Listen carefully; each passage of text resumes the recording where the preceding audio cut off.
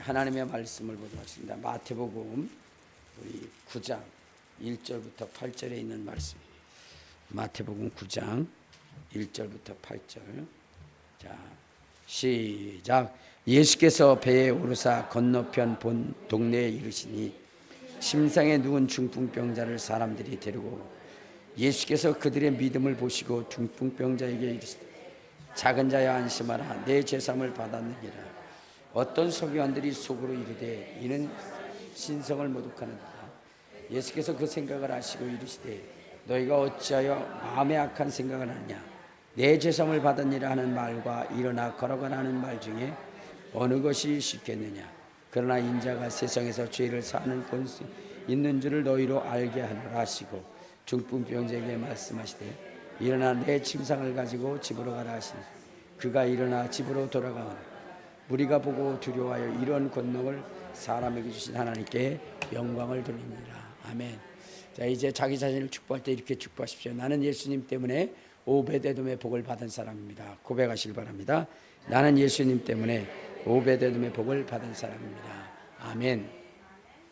자, 여러분, 우리가 신앙생활하면서 반드시 얻어야 되는 것이 영생입니다. 영생. 우리는 죄로 말미암아 죽을 수밖에 없고 그 죽음은 영원한 지옥이라고 그랬어요. 그래서 우리는 결코 뭐냐면 가지 말아야 되는 것이 어디냐? 지옥이고 우리가 반드시 가야 하는 곳이 어디냐? 거기가 천국이라는 거예요. 그래서 우리 신앙생활에 하는 목적은 무엇이냐면 천국 가기 위해서 신앙생활하는 것입니다. 여러분 지옥이라고 하는 것은 너무나 참담하고 참혹한 곳입니다. 그래서 만약에 우리의 삶 속에 우리의 팔이 잘못해서 우리를 지옥 가게 한다고 한다면 그걸 찍어버려서라도 지옥 가지 말아야 된다는 거예요. 우리의 눈이 범죄함으로 지옥 갈 상황이 된다면 그 눈을 빼놓고라도 어떻게 됐어요? 지옥 가지 말아야 된다는 거예요. 김상우 장로님에게는 7 그러한 자녀가 있었는데 그 중에 6이 뭐냐면 죽임을 당했어요. 그런 가운데 그분이 하신 말씀이 무엇이냐면 자식이 그렇게 죽어도 신앙을 포기할 수 없는 것은 무엇 때문이다? 천국 때문이라. 천국 때문이라. 그분은 이렇게 책을 썼는데 책 제목이 뭐냐면 이 땅에 깡통을 차고 빌어먹을지라도 우리는 결코 지옥 가지 말아야 되고 반드시 천국 가야 됩니다 라고 이렇게 말씀하신 것입니다. 그만큼 우리에게 있어서 천국이라고 하는 것은 너무나 소중한 거예요. 그런데 이 세상을 살아가는 많은 사람들이 이 천국에 대한 소중함을 느끼지 못하고 살아갑니다. 그런데 그의 마지막 속에 철저히 후회하지만 그때는 이미 늦어버린 거예요. 그러므로 오늘 우리가 신앙생활함에 있어서 우리가 이 신앙생활은 우리로 영생을 얻게 하는 것이고 천국 가는 것게 하는 것이니까 이 신앙생활을 잘해야 된다는 거예요. 자, 그래서 하나님께서 범죄로 말미암아 지옥 갈 수밖에 없는 우리의 인생을 구원하시기 위해서 누구를 보내셨느냐? 바로 예수 그리스도를 보내셨어요. 자, 그런데 여러분 우리가 영생을 얻고 천국 가기 위해서 하나님이 보내신 분이 예수님이신데 왜 예수님을 보내시냐면 영생이라고 하는 것은 참 유일하신 하나님과 그의 보내신 자 예수 그리스도를 알아야 하기 때문이에요. 그분을 발견해야만이 우리가 어디요? 천국에 갈 수 있는 길이 열려지기 때문에 하나님께서는 예수 그리스도를 이 땅에 보내주신 것입니다. 자, 그런데 오늘 하나님께서 우리에게 보내신 그 예수 그리스도를 우리가 알아야 되고 그리고 믿어야 됩니다. 그분이 누구인지를 알아야 되는 것이고 그리고 그분을 믿을 때에 그때 우리에게 영생이 주어지는 것입니다. 우리 에베소서 4장 13절에 보면 이렇게 이야기합니다. 자, 에베소서 4장 13절. 자, 시작. 우리가 다 하나님의 아들을 믿는 것과 아는 일에 하나가 되어 온전한 사람을 이루어 그리스도의 장성한 분량이 충만한 데까지 이르리니. 그러니까 여러분 우리가 영생을 얻기 위해서는 우리 어떻게 되냐? 하나님의 보내신 자 예수 그리스도를 알아야 돼요. 그리고 그를 믿어야 되는 것이고 그리고 그를 닮아야 되는 거예요. 자, 그러려면 우리가 어떻게 돼야 돼요? 하나님의 보내신 자 예수 그리스도를 발견해야 돼요. 발견하는데 그가 누구인지를 알아야 되겠죠. 근데 성경은 예수님이 누구라 그랬냐? 하나님이시다 그랬어요. 예수님이 누구라고요? 그렇죠. 예수님이 하나님이시고 또한 그 예수님은 하나님의 아들이십니다. 그러니까 여러분, 우리가 예수님을 알되 어떻게 해야 되냐?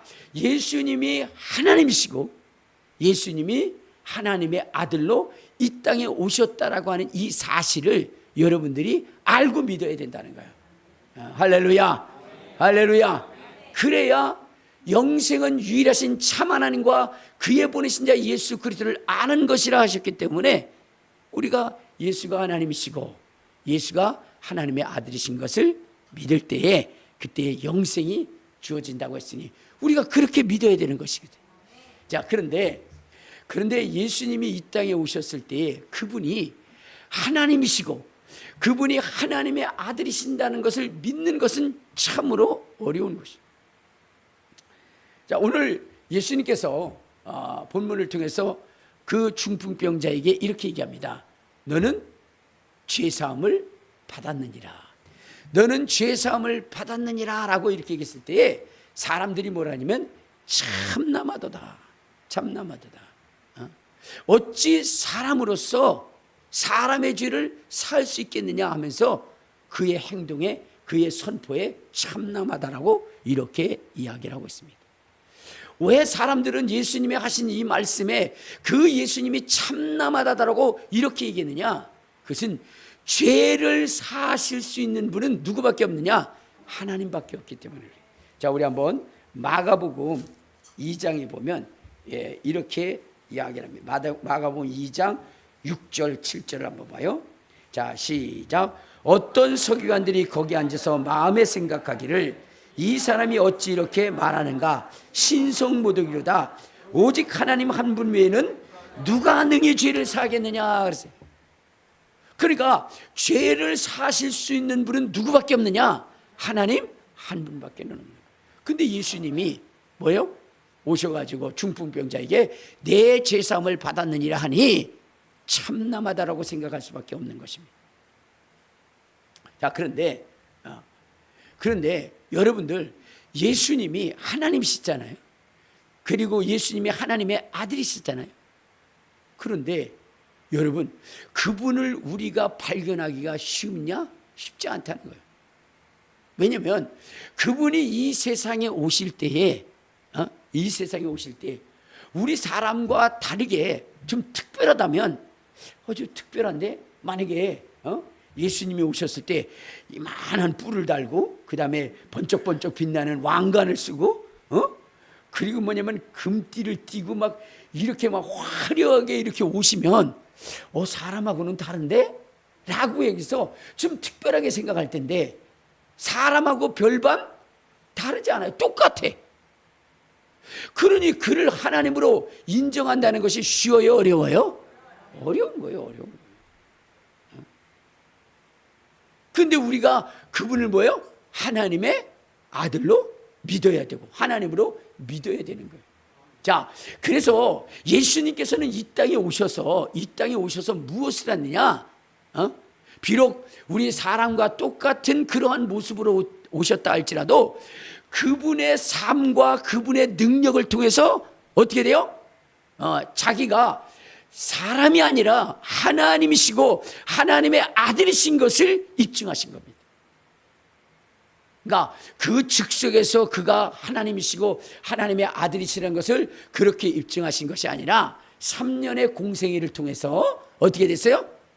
그분이 하나님이시구나, 그분이 하나님의 아들이시구나 하는 것을 고백하게 만든 것입니다. 그래서 처음에는 그가 사람의 아들로 죄를 사한다라고 하는 이러한 신성 모독하는 사람이라고 여겼는데 후에는 주의 제자들이 어떻게 됐어요? 그는 하나님이시다, 그는 하나님의 아들이시다, 이렇게 고백하게 됩니다. 자, 우리 한번 성경을 한번 봅시다. 어디를 보시냐면 요한복음 1장 18절에 보면 이렇게 얘기해요. 요한복음 1장 18절. 자, 시작. 본래 하나님을 본 사람이 없으되 품속에 있는 독생하신 하나님이 나타나시냐. 지금 사도 요한이 예수님에 대해서 뭐라고 했느냐? 그는 아버지 품속에 계신 독생하신 하나님이시라고 이렇게 고백을 해요. 그러니까 이전에는 어떻게 됐어요? 그냥 똑같은 별발 우리와 다를 바 없는 사람으로 여겼는데, 이 요한이라고 하는 사람이 이 요한복음을 쓰면서 그 예수님에 대해서 자기의 시각이 뭐냐? 그는 하나님이시다라고 고백을 합니다. 자, 그 다음에 도마도 뭐라고 그러냐? 우리 한번 요한복음 20장 28절에 보면 이런 얘기를 해요. 자, 요한복음 20장 28절 시작. 도마가 대답하여 이르되 나의 주님이시요 나의 하나님이시다. 그러니까 여러분, 도마가 예수님이 죽은 자 가운데서 살아날 것이라고 믿지 않았어요. 그는 생명의 주관자라고 믿지 않았어요. 그런데 이후에 그는 뭐라고 얘기냐? 예수님을 보고 나의 주님이시고 나의 하나님이십니다 라고 얘기해요. 그러니까 이전에 그가 하나님이시라고 믿지 않았던 주의 제자들이 예수님을 보면서 뭐라고 했어요? 하나님이시다, 하나님이시다, 이렇게. 하나님이실 뿐만 아니라 하나님의 아들이시다라고 얘기해요. 자, 우리 한번 요한복음 1장 49절에 보면 나다니엘이라고 하는 사람이 뭐라고 얘기하느냐? 자, 1장 49절 시작. 나다니엘이 대답하되 라삐오 당신은 하나님의 아들이시오 당신은 이스라엘의 임금이로소이다. 여러분, 이 나다니엘이라고 하는 사람은 뭐랬어요? 나사렛에서 무슨 선한 것이 날 수 있겠느냐 하면서 뭐냐면 예수 그리스도에 대해서 하나님의 아들이심을 부인했던 사람. 그런데 그가 나중에 뭐랬어요? 당신은 나의 주님이시고 이스라엘의 임금이시고 하나님의 아들이십니다 고백을 합니다. 자, 마태복음 16장 16절에도 베드로가 뭐라고 고백을 하느냐? 16장 16절 시작. 시몬 베드로가 대답하여 이르되 주는 그리스도시요 살아계신 하나님의 아들이십니다. 그러니까 주의 제자들이 하나같이 예수님이 하나님이시고 예수님이 하나님의 아들이심을 고백을 하게 됩니다.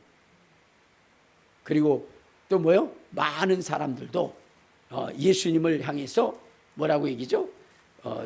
바로 하나님이시라고, 하나님의 아들이시라고 이렇게 고백을 하게 됩니다. 자, 마태복음 14장.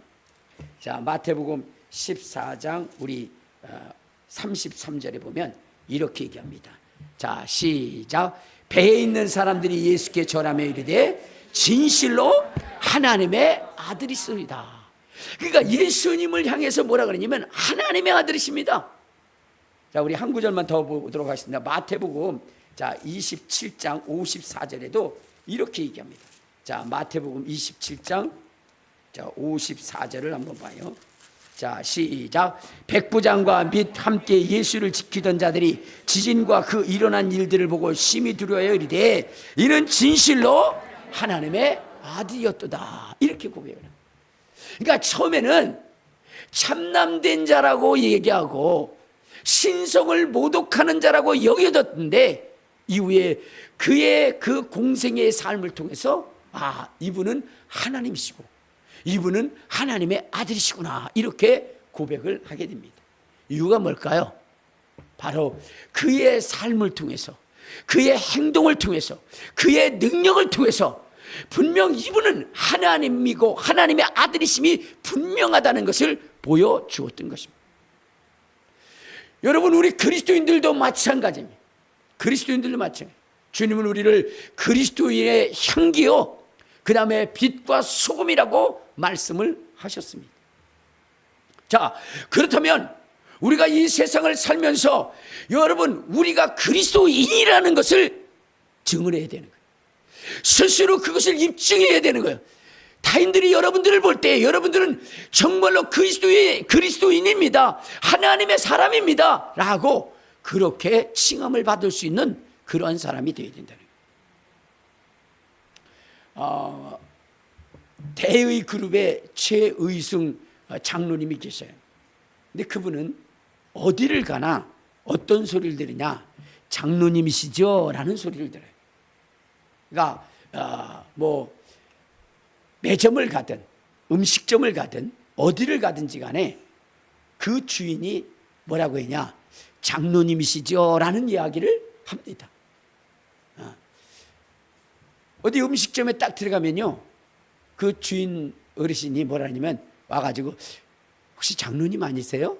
그렇게 이야기를 하고, 예, 장로 맞습니다. 그러면은 장로님, 오늘 제가 밥값은 제가 내겠습니다.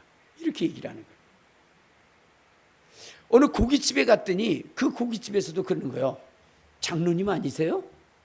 네, 장로인데요. 그러면 오늘 마음껏 고기를 드십시오. 내가 오늘 장로님을 마음껏 대접해드리고 싶습니다. 이렇게 얘기를 해요. 함께 갔던 아내인 권사님이 뭐냐면 장로님한테 얘기하는 거예요. 장로님, 어떻게 된 거예요? 어떻게 장로님이 가게를 갈 때마다, 점포를 갈 때마다 사람들은 장로님이냐고 물어보시고 장로님인 것을 그렇게 확인하시는데, 저들이 어떻게 알았을까요?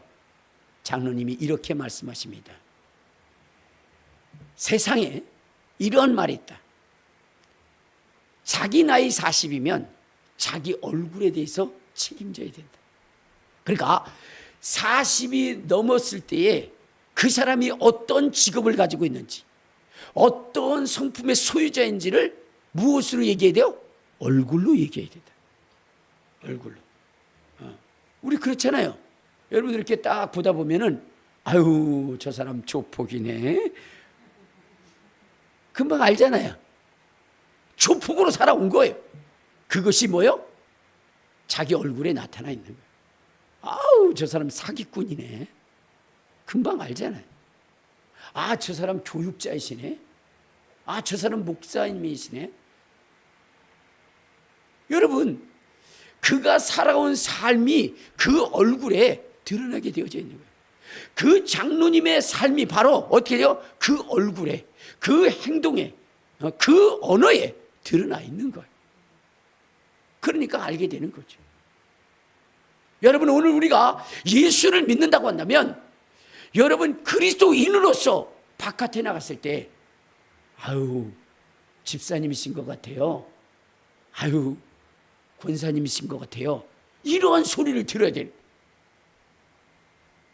여러분들이 딱 지나가는데도 혹시 사기꾼 아니에요? 이렇게 물어요.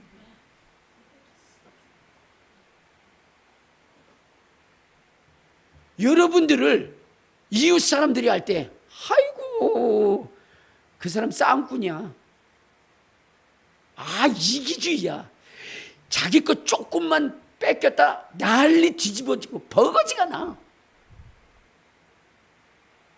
여러분, 이건 그리스도인이 아니에요. 예수를 믿는 사람이 아니에요. 제가요, 이번에 아주 너무나 마음이 아프고 아주 분노가 일어나는 이야기를 우리 전도사님한테 들었어요. 그 얘기를 듣고 나서 마음이 가라앉지를 않더라고요. 이유인즉 그거예요. 여러분, 한불철 TV 아시죠? 거기에서 이제 막 전국적으로 유튜브에 나온 사건인데, 어떤 일이 일어나냐면 그분이 얘기를 하는 거죠.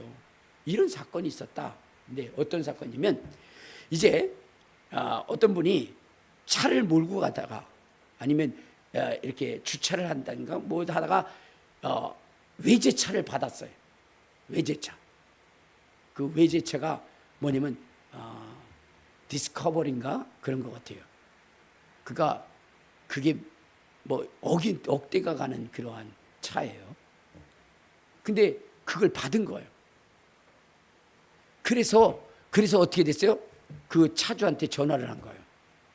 전화를 해가지고, 그래가지고 제가 운전이 미숙해서 그걸 받았다라고 이렇게 얘기를 했더니 그쪽에서 뭐라 그랬냐면 아이 뭘 그걸 가지고 그래요. 그냥 가세요. 여러분 외국 사람들은 원래 범퍼라는 개념을 어떻게 알고 있냐. 차와 차가 부딪힘에 있어요. 완충작용을 해주는 그런 역할을 하는 것이라고 생각해요. 그렇기 때문에 범퍼가 찢어지고 깨져도요 괜찮은 거예요. 그 사람들의 입장에서는. 알겠습니까? 차를 보호하는 목적이니까. 근데 우리나라는 어때요? 조금만 스크래치가 있어도 난리 법석을 따라가지고 있는 대로 덤태기를 씌우는 거예요. 근데 그 차주는 뭐예요? 괜찮다고 그냥 가라고. 디스커버리. 여러분 아시죠? 그게 얼마나 비싼 건데요. 원래 디스커버리라는 게 뭐냐면 뒤집어져도 커버시킬 수 있다. 사람을 보호할 수 있는 커버 능력이 있다. 디스커버리. 뒤집어져도 커버해 준다. 굉장히 좋은 외제차인데 그런데 여러분 어떻게 돼요? 덜 받았다고 해서 그걸 뭘 그러냐. 저도 여기 요 교회에 올라오는데 우리 딸내미가 운전을 하다가 남의 차를 이렇게 받아놨어요. 제가 그분한테 전화를 했더니 그분이 그러더라고요. 괜찮다고. 뭘 그걸 가지고 그러냐고. 초보자들은 그럴 수 있다고. 그냥 가시라고. 내로도 안 봐. 참 쿨한 사람이죠. 그런데 어떤 일이 벌어졌냐면 이제 또 하나의 사건이 있는 거예요. 그걸 얘기를 하는 거예요. 근데 차가 지나가는데 너무 막힌 거예요. 그러니까 조금 가다가 어떻게 하다가 차가 했는데 자기가 깜빡하는 바람에 앞차를 받은 거예요. 상처 하나 나지 않았대. 조금 스크래치 난 정도인데. 근데 내리더니 차를 열심히 바라보더래요.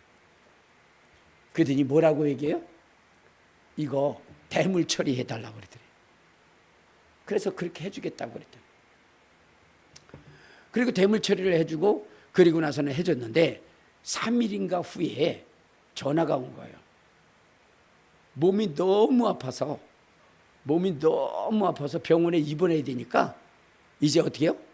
대인도 접수해달라고 그랬어요. 너무 이 사람이 화가 난 거예요. 그래서 그 사람 프로필이 들어가 본 거예요.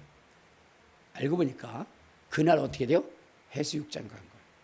해수욕장 가가지고 버네너 그 보트인가요? 그거 타고 난리 법석을 떠는 거예요.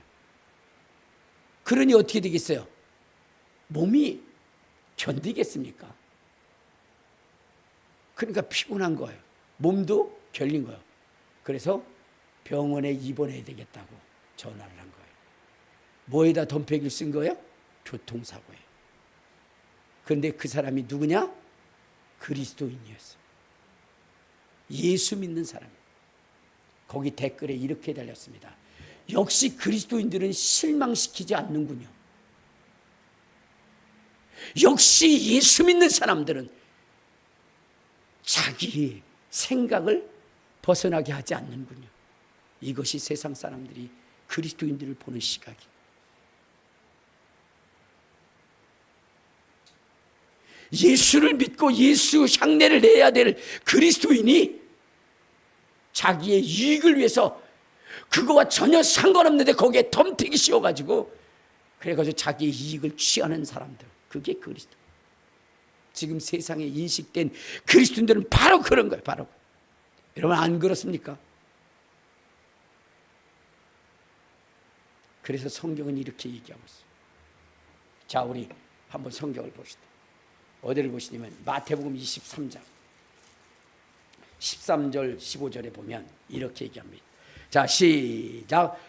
화 있을진저 외식하는 서기관들과 바리새인들이여, 너희는 천국 문을 사람들 앞에서 닫고 너희도 들어가지 않고 들어가려 하는 자들도 들어가지 못하게 하는도다. 화 있을진저 외식하는 서기관들과 바리새인들이여, 너희는 교인 하나를 얻기 위하여 바다와 육지로 둘이 다니다가 생기면 너희보다 배나 지옥 자식이 되게 하는도다. 여러분, 자기도 들어가지 못하고 남도 들어가지 못하게 하고 있다는 거예요. 성경에 보면 한 사람을 실족시키면 연자맷돌 매기고 죽여라 그랬어요. 오늘 정말로 그리스도인으로 그렇게 수많은 사람들을 실족시키는 지옥과 마땅한 성도들이, 그리스도인들이 교회에 넘쳐나고 있다는 거예요. 내가 볼 때는 그는 그리스도인이 아닌 것 같아요. 마귀가 보낸 스파이, 마귀가 보낸 스파이들, 그것이 교회에 가득 채워지고 있다는 거예요. 저는 여기 우리 가끔 가다가 선교팀들이 오셔가지고 그래가지고 하루 묵어가요. 그분들이 얘기하는 게 뭐냐면 참 교회 빌려주셔서 너무나 감사하고 너무나 신경 써주셔서 감사하다라고 그렇게 얘기를 합니다. 제가 그렇게 얘기했어요. 교회는 하나님 거 아닙니까? 마음껏 쓰시다가 가시라고. 근데 목사님 그렇게 생각하지만 그렇지 못한 교회들이 많아요. 근데 여기에 봉사하시고 그 다음에 뭐냐면 또 이렇게 청년들 보고 그러니까 이 교회는 너무나 주님을 사랑하고 그렇게 봉사하는 모습이 보여요. 참 좋은 교회네요 라고 이야기를 했어요. 마음이 뿌듯했어요. 마음이 뿌듯했어요. 그런데 우리 성도들, 우리의 성도들의 가장 가까이서 같이 부딪히고 했던 분들은 이렇게 얘기해요. 목사님, 그런 말씀 하지 마세요. 가까이 다가가 보면 자기 자랑에 빠져 있는 사람, 자기 이익을 위해서 추구하는 사람, 조금도 손해보려 하지 않는 사람들, 사실 그런 사람들이 우리 교회에 더 많아요. 남에게 상처를 주고 아픔을 주고 괴로워하는 사람이 더 많아요. 그 얘기를 할 때 아무 말도 하고 할 수가 없었어요. 왜? 자기가 최고라고 남을 비난하고 비방하고 남을 짓밟고 그런 사람 많이 있고, 남을 높여주지 못하는 사람 많아요. 깎아내리고 그런 사람 너무나 많아요. 그래서 제가 그분한테 그랬어요. 죄인들이 모이는 곳이니 어쩔 수 없겠지요. 아니에요. 우리 교회는 이런 사람이 더 많아요. 제가 변호할 수 없어요. 왜? 그런 분들이 많으니까.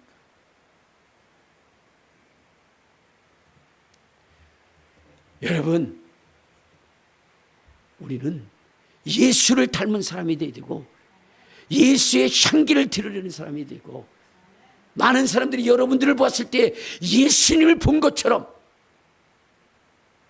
나도 집사님 보니까 예수 믿고 싶어. 정말로 예수님 그런 사람이야? 라고 여기며 나도 예수님 진정으로 믿고 싶다라고 이렇게 할 수 있는 그 사람, 그 본보기가 되어야 되는데, 아이고 난 저 사람 같으면 나 예수 안 믿어.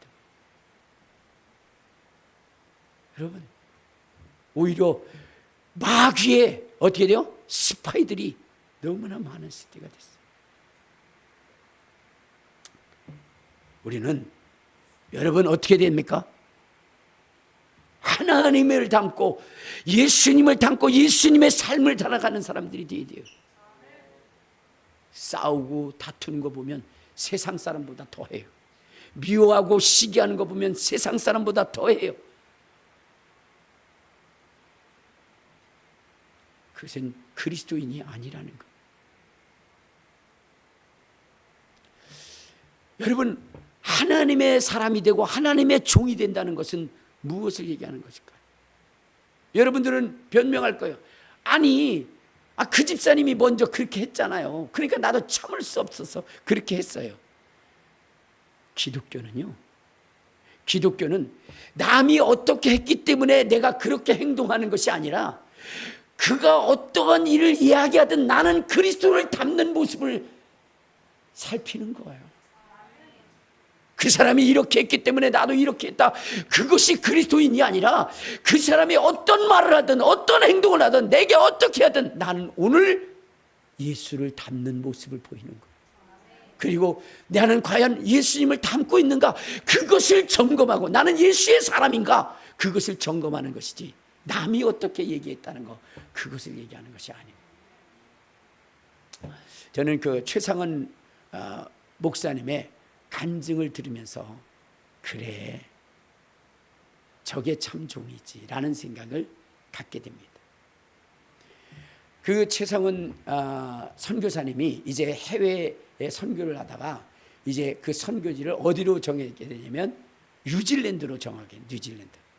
한 2달 전인가요? 뉴질랜드로 떠나가기 전에 뉴질랜드로 가기로 이렇게 마음을 먹고 사모님한테도 그렇게 말씀을 했어요.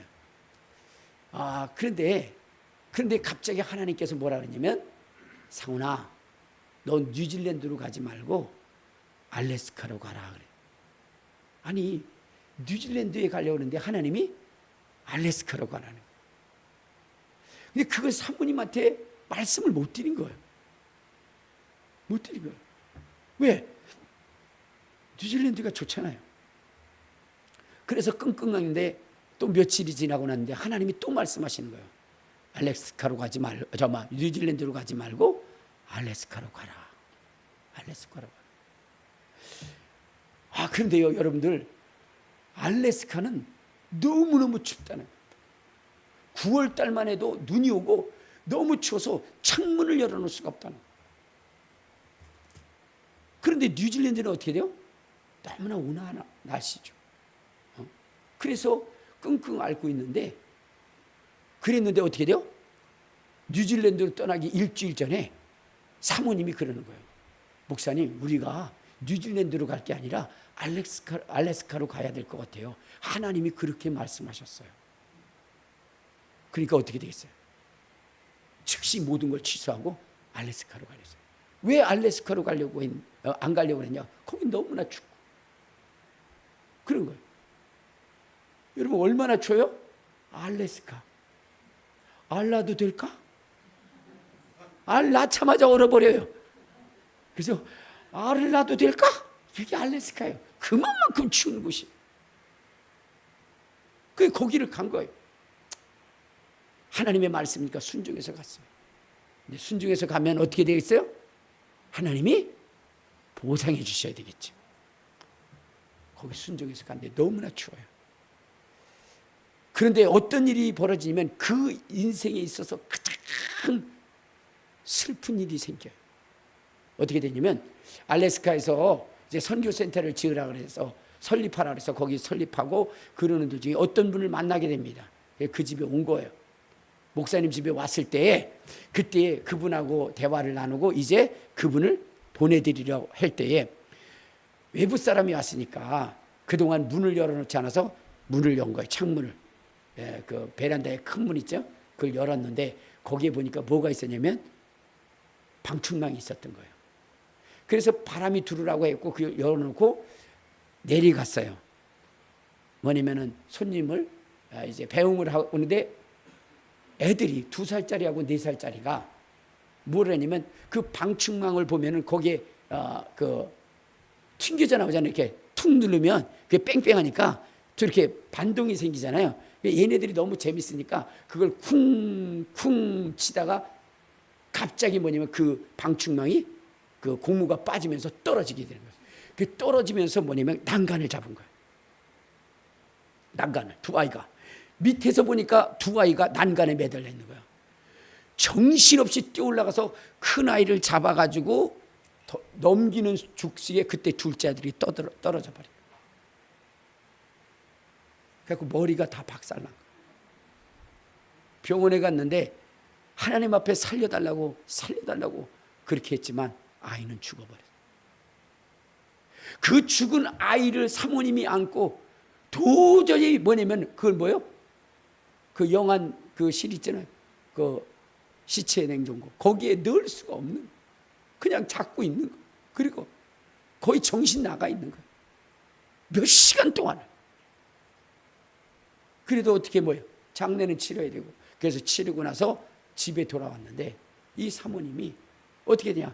그 창문가에 앉아가지고 멍하니 앉아있는데 도대체 그것을 볼 수가 없는 거예요. 목사님도 슬프고 괴롭고 고통스러워서 정말로 견딜 수 없는데 그 아내의 그 모습을 보니까 도저히 견딜 수 없어요. 여러분, 그 일이 왜 일어나요? 하나님이 거기 가라고 그랬잖아. 자기는 뉴질랜드로 가려고 그랬는데 하나님이 그쪽으로 가라고 그랬잖아. 그러면 자기의 모든 것을 포기하고 갔다면 좋은 일이 있어야 되죠. 근데 아기가 죽음, 견딜 수가 없는. 여러분 같으면 어떻겠습니까? 하나님이 계시긴 뭘 계셔? 다 때려치지 않겠습니까? 그러나 그는 그 아내의 그 모습을 보면서 너무 슬퍼서 이제 바깥에서 걷기 시작합니다. 터벅터벅 걸어가는. 그런데 교회 하나가 있는 거예요. 거기에 들어갔습니다. 들어가서 앉아서 하나님 앞에 기도해야 됩니다. 기도가 나오질 않는 거예요. 그래서 주여 주여 주여 하는데 갑자기 그 주변이 어두워졌다가 자기한테 조명이 쫙 비춰지는 거예요. 그때 보니까 예수님이 계시고 하나님의 음성이 들려지는 거예요. 사랑하는 상훈아, 아들을 잃은 슬픔이 그렇게 크니? 그렇게 아프니? 나도 내 아들 십자가에 못 박일 때 너처럼 그렇게 아팠단다. 너처럼 그렇게 아팠어.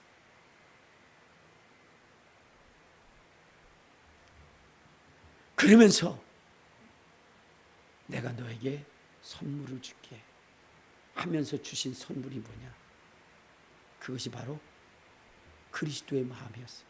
아버지의 마음이었어. 그 마음을 받았는데 이후에 목회 사역 속에 성도 하나가 어려운 일을 당하고 아프면 그의 아픔보다도 견딜 수 없는 아픔이 자기에게 밀려. 그 고통이 얼마나 큰지 진통제를 먹지 않으면 견딜 수 없는 아픔이 자기에게.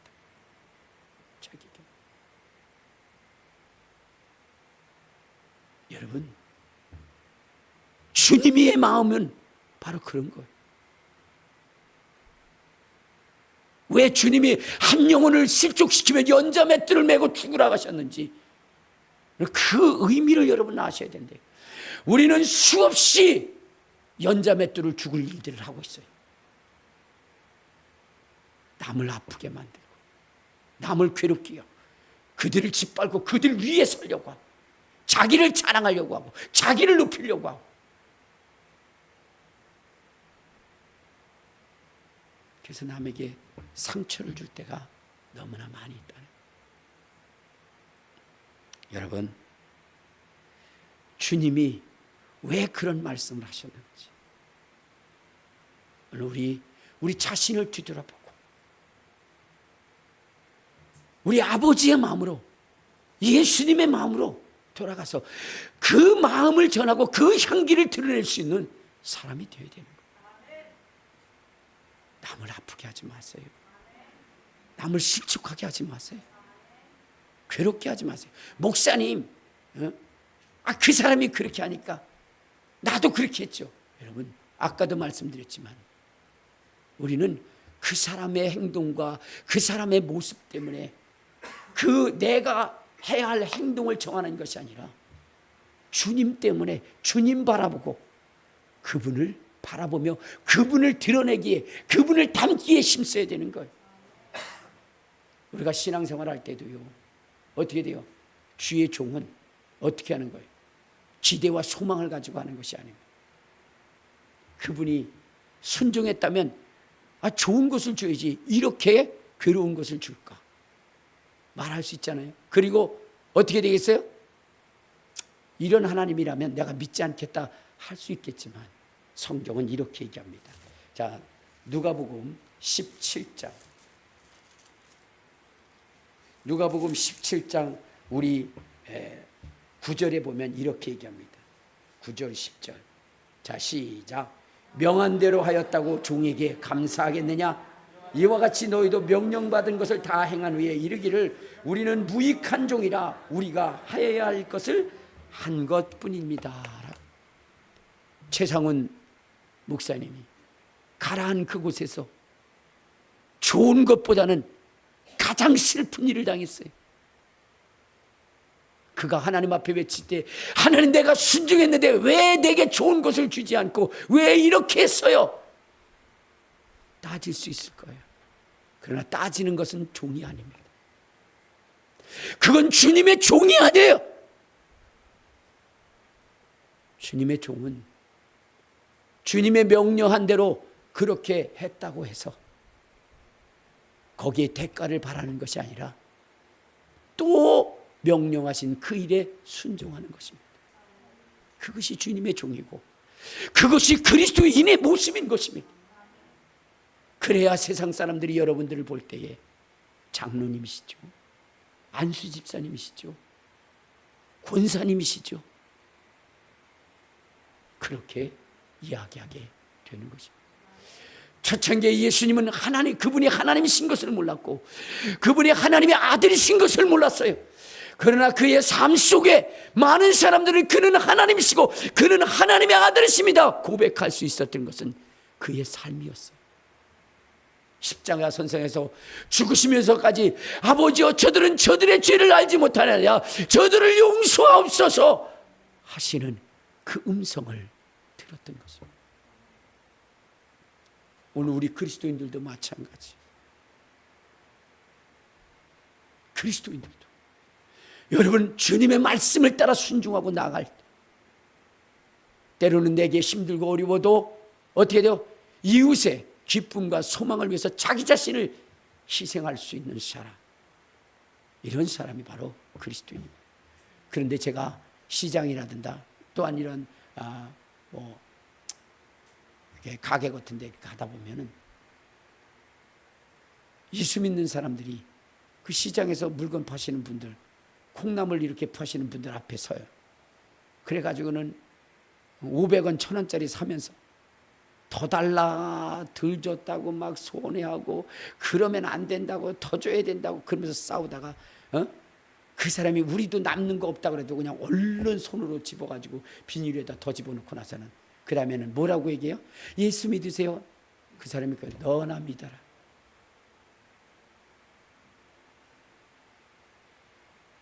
아까 그 사고가 그런 거 아니겠어요?